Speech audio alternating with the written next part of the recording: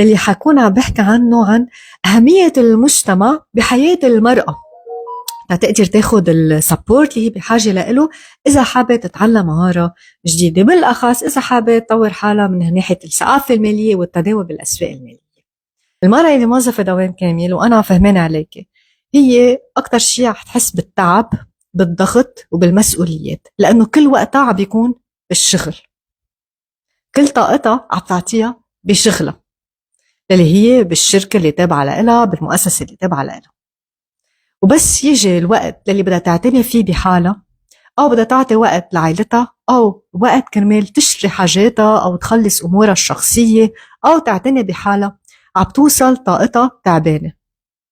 ليه؟ لأنه كل طاقتها وكل الضغط وكل المسؤوليات الاشياء اللي عطتها بالشغلة. وأنا عم بفهمك وحقك، بالنهاية هذا هو مصدر دخلك.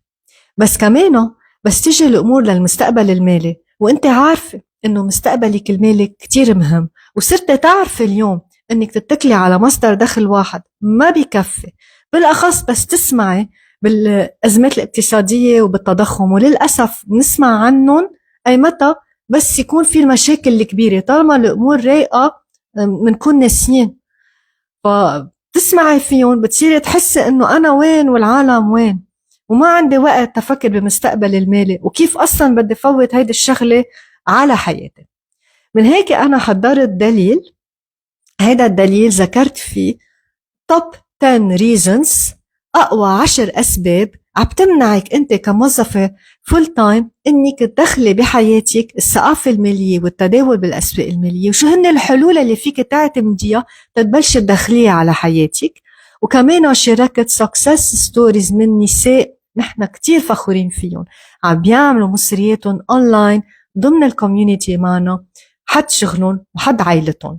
وكمان رابط بيحكي عن الكوميونيتي تبع الألفا وومن، هيدا المجتمع للي أنشأناه يلي بيدعم المرأة مش بس تتحكم المسؤولية بمستقبلها المالي، إنما كمان نشتغل على النواحي اللي هن المايند سيت، طريقة التفكير، الصحة، وكمان العلاقات. هلأ أنت كموظفة شو الحل إذا بدك تدخلي على حياتك الثقافة المالية تتحكمي بمستقبلك المالي؟ أول شيء في شيء اسمه قوة المجتمع، قوة الكوميونيتي. انت اليوم اذا بدك تبلشي بشيء لوحدك، ما عندك دعم، ما عندك النولج الكامل، ما عندك الارشاد، ما عندك حدا to support you are not منك ضمن ناس بيشبهوك يدعموك بهذا المشوار، فأقل خطوة غريبة لإلك رح توقفي. أو كمان إذا قررتي تبلشي، اليوم نحن عايشين بعصر المعلومات، باخد معلومة من انستغرام، باخد معلومة من تيك توك أو من يوتيوب، بس ما باخد نظام واضح امشي فيه، ما بتعلم الشغلة بكل نواحيها، بس هيك بنقود من هون معلومة، من هون معلومة، من هون معلومة، بتعرف على شخص بسأله كأنه أنا بسؤال إذا طلع لي جواب I cracked the code، عرفت كل شيء. مش مزبوط. النولج بده وقت، والانتجريشن والتطبيق كمان بياخدوا وقت، بدك تعطيهم حقهم.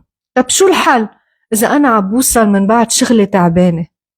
الحل إذا كنت بمجتمع عم بيدعمك، أنت في محل عم تاخدي طاقة منه، في محل عم يرشدك شو تعملي بأول خطوة، تاني خطوة، ثالث خطوة، شو توقعاتك، شو تتوقعي إذا صار معك هيك شو يعني. هيدي المعلومة اللي عم تاخديها قدام مهمة، هيدا السيستم اللي عم تاخديه لوين حيوصلك، كيف رح تتطوري فيه، وين رح تطبقي، مين رح تلحقي. رح أعطي مثل كتير بسيط.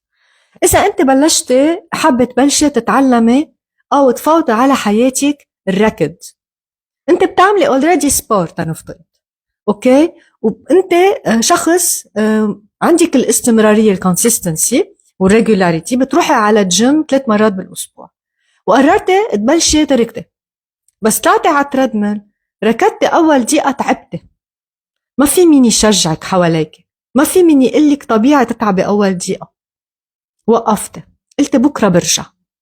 إجا بكرة التهيتي بشي، بعد بكرة إجا، بعد بكرة صار في ظهرة، إجا بعد بكرة طلبوني بالبيت، إجا بعد بكرة عندي ديدلاين بالشغل ما فيي طول، بدي أنجأ أروح أعمل رياضتي وأرجع أجي على البيت كفي، أو بدي أعمل شيء.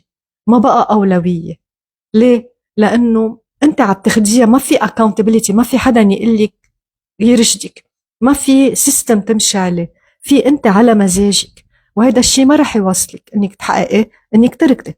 بينما إذا ضميتي لمجموعة ناس بيركضوا، بالأخص مجموعة نساء بيركضوا، يعني حيفهموا عليك كتير منيح شو بتحسي، وحيفهموا أكتر على جسمك، لأنه مثلنا مثله. لما ركضت أول دقيقتين وبلشت تحسي إجريك عم بيوجعوك لأنه جسمك ما معود، رح يعمل ريزيستنس، رح يقولوا لك إيه طبيعي إذا بتكفي بيروح الوجع، لأنه أني عملوا المشوار قبلك. رح تقولي إيه أوكي عم بيجاني هلأ جسمي بس رح كفي، لأنه عارفة شو أتوقع. قطعوا 10 دقايق عملتي أول كيلومتر بالركض، وهذا الشيء ما كنت رح تنجزيه لوحدك. إنما اليوم المجموعة دعمتك، سهلت لك، مهدت لك. فنفس الشيء بالثقافة المالية وبالتداول بالأسواق المالية. في مين يقلك الخطوات يلي جاية شو تتوقعي والريزيستنس اللي ممكن تواجهيها، وإنه هذا الشيء طبيعي تتكفي. من هونيك وبرايح بتنطلقي، وأول كيلومتر بيصير 2 و3 و4، وبس تطلعي وتقولي أنا الدقيقة اللي كانت مخوفتني والدقيقتين اللي كنت حسيتها يا لطيف، هلأ أنا بركض 3 ساعة وأنا ومرتاحة وبلعب بخطط لنص ماراثون. نفس الشيء بالتداول بالأسواق المالية، بس النص ماراثون هو حساب ممول، يعني رسمال كبير. على كل حال تفاصيل أكتر ببقى أكيد تتواصلي معي بخبرك، بس أنا بجرب أعمل مقارنة مع شيء منطقي جدا. تاني شغلة بالمجتمع اللي نحن منعيشه كنساء سوا، أوكي، هي إذا أنت عم تتعلمي مع أشخاص ثانيين، إذا إجا حدا سأل سؤال وأخذ الجواب، هو استفاد وكلنا استفدنا. إذا أنت حبيت تشاركي، مش بس هو استفاد وهي استفادت، أنت كمان استفدت، نستفيد من بعض. تاني شغلة، اليوم بالوظيفة معودين على أنه أنا بدي أشتغل أكتر حتى آخر السنة أخذ زودة أكتر، حتى أخذ بونus أكتر من درب زملائي يلي معي. خلينا نكون واقعيين، روح المنافسة موجود. بيرجع شو بيصير؟ بدي أترقى، بدي أشتغل أكتر لحتى أترقى، لحتى أمن زودة معاش أكتر وبونس أكتر.